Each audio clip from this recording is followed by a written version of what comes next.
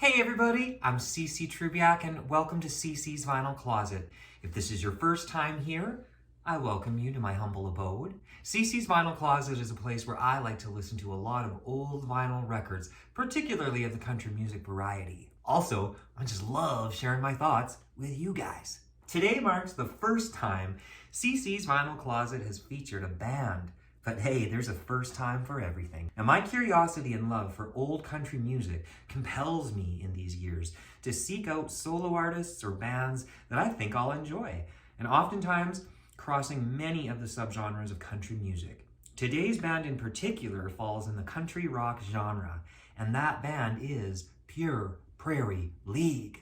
Prairie League is an American country rock band that originated in 1970. Its members included singer-guitarist Craig Fuller, drummer Tom McGrail, guitarist-drummer Jim Coughlin, and steel guitarist John David Call. Now it's said that Fuller started the band, but that McGrail named the band after a fictional 19th century temperance union featured in the 1939 cowboy film Dodge City. I've never heard of it or seen it, but it's good to know. I'm aware that this original lineup, formed in 1970, has been fluid over the years, and in fact, Prairie League is still an active band to this day. In total, Prairie League has released roughly 14 plus studio albums between 1972 and 2005. And I'm excited to share my thoughts after listening to two very different offerings: 1975's Two-Lane Highway and 1980's Firin' Up. First up, I'd really like to share my impressions after hearing their third LP, Two-Lane Highway, released on RCA Records in 1975 and produced by John Boylan. Now, Two-Lane Highway reached number 24 on the Billboard charts back then. Now, by the time Prairie League put out this third record, their lineup was drastically different from their previous two releases.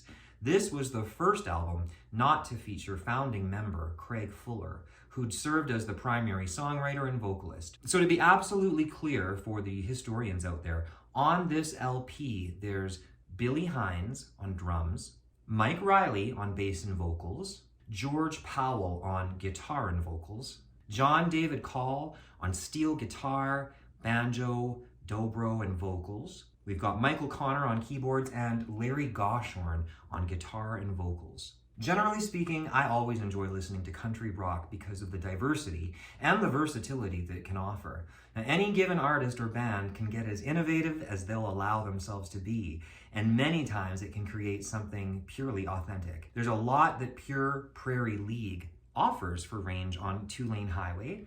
You certainly get a variety of edgier, rock-driven songs like Harvest, written by Goshorn, which even has some funk to it, or the Gene Clark penned Kansas City Southern on side one. Now, I may not know the lingo around guitar talk, but I noticed several dueling guitar solos or harmony guitar solos, whatever you call it, that really reminded me somehow of the Eagles, another country rock group from the 1970s. Similarly, Prairie League's vocalists all harmonize and blend so beautifully that, again, it just conjures up those same feel-good vibes as a lot of those other rock groups from the 70s. With the combination of guitars and great vocals and harmonies, you get some bright moments all over this record. Balancing out the rockier songs are some good old-fashioned country stuff that seamlessly does fit into the overall vibe. A big shout out to Larry Goshorn. Beautiful guitar and vocals, but also the songwriting just shines on several songs that he penned, including the title track, Two-Lane Highway. Two-lane highway is taking me home, home at last. Memories is another track that also really got me lyrically and melodically. When I think about the times we had together, seems like the rain begins to fall. 'Cause in your eyes I see no hope for you and me. What can we do with our memories? What can we do with our memories?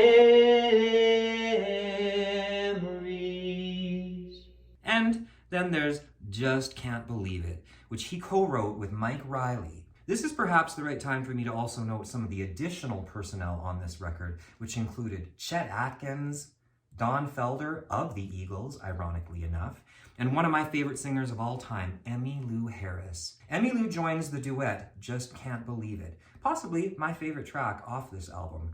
I know that it's supposed to be all over, and I know that I can take it if that's the way it has to be. But you see, it's been so long we've been together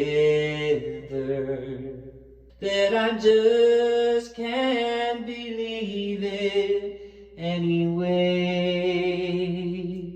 Lots of great songs on this album. Now, I should also highlight Sister's Keeper by George Powell as another fine tune, as well as Give Us a Rise, just because at that time, in 1975, the country rock movement itself was at something of a crossroads. But it's been personally enjoyable for me to listen to it, as all the members combined do seem to draw heavily from their diversified musical roots, including rock, country, bluegrass, and the blues. I say check it out. Next up, also in my collection, is Pure Prairie League's 8th studio album called Firin' Up, released on Casablanca in 1980 and produced by John Ryan. Noteworthy is the band's changed lineup. So from Two Lane Highway, we still have Billy Hines, Mike Riley, and Michael Connor.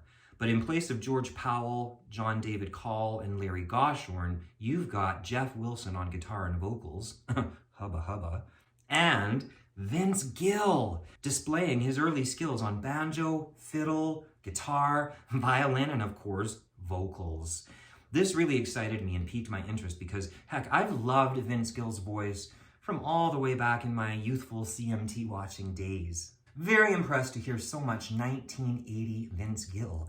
He sings lead on every single track on this album, and just as someone who likely first heard him when he released Nobody Answers When I Call Your Name in 1990, I liked hearing him flexing these urban cowboy-esque vibes. Even in 1980, man, could he sing just about anything. What a gifted man you are, Vince Gill. He sounds great singing the country and rock stuff, especially within all of the other players. Also, Michael Riley is another member who shines great on harmonies and bass. It's interesting not only to hear the change in musicians compared to 1975, but also the change in country music itself. Firin' Up includes a lot of saxophone and synthesizer, and it creates an entirely different vibe and experience for what was obviously a different audience in 1980. So I will say that it's hard not to listen to Pure Prairie League in 1980 and not also start thinking about a lot of the other great bands of that time, like the Bellamy Brothers, the Oak Ridge Boys, and of course,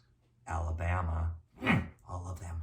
Shoot, really, I must give a quick shout out to the amazing cover art on both of these LPs. I love the band's use of Norman Rockwell art. Firin' Up, in particular, features Lucky Luke, a down-at-heel cowboy. And he isn't firing up an engine as he sits by his campfire under a prairie moon. No. He's enjoying his music in a stone haze. So all in all, I can't recommend that people check out these two albums enough.